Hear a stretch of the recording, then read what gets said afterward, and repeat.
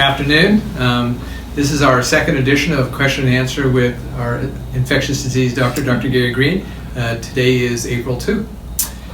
Gary, let me start off with one that's on the social media a lot. Can you tell us about COVID and drugs such as ibuprofen? Yeah, so the Minister of France came out with a statement, and he brought a statement out in the middle of the France epidemic that ibuprofen and ACE inhibitors were not safe to use with coronavirus. That was actually misinformation. So since that time, the World Health Organization, the CDC, has retracted that. It is safe to use ibuprofen and Tylenol and ACE inhibitors and ARBs with this infection. So that misinformation from France trickled out to the rest of the world. The CDC's retracted that, but there's still some information on social media that is disseminating. So we just tell our patients not a concern. That's correct. Yeah. Okay. Next, let's talk about transmission, because that's a very important topic. We've touched on asymptomatic transmission. Now I'm hearing a term about pre-symptomatic transmission. Can you explain that? Yeah, so asymptomatic transmission and pre-symptomatic transmission are both people without symptoms. And we talked last time that asymptomatic transmission was a very low risk. It's a theoretical risk. It's not proven to be a risk. Pre-symptomatic transmission means you're in the incubation period. You're going to have symptoms in a day or two or three. And are you contagious in that incubation period? That is true for the flu. That is true for measles. It is true for chickenpox. But what about coronavirus? SARS-1 coronavirus, that wasn't an issue. MERS coronavirus, that wasn't an issue. But people are concerned that could that be an issue with this virus? We don't have the data. I think the risk is low. Some modeling in China says maybe. But I think the real risk of this virus is in the early symptomatic period. Because even when you have mild symptoms, the amount of virus in the nasal passage is very high early on.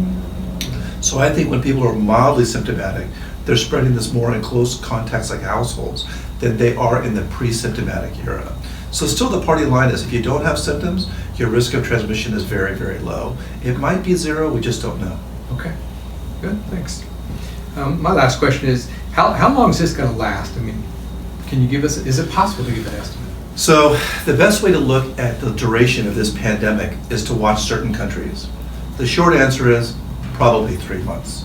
If you look at China, China has really locked down their country more than we would even tolerate in the United States. And if we are compatible, if we are compliant with social distancing, and we're very careful about that, we're going to probably shorten the duration and flatten the curve. And so I think Sonoma County's done a good job of that. China, it was a 3-month period. Italy, France, Spain, they've had a really tough time with this. Even New York City has had a tough time with this.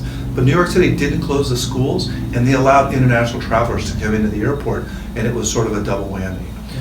We saw the very first cases, and despite seeing the very first cases from the cruise ship in this county, we've had very slow activity of coronavirus in our county as compared to Santa Clara, and I think that's because we're really careful. The people in the community are not really clamoring. It's also a real reason why kids are not going to go back to school. Going back to school before this summer could simply increase that surge of transmission. So that timing is consistent with your estimates too. So we're talking months, not weeks. Yeah, we're talking months. Okay. I expect this to go into June. All right. Well, thank you. Thanks, everybody. Remember to give us questions if you have any, please.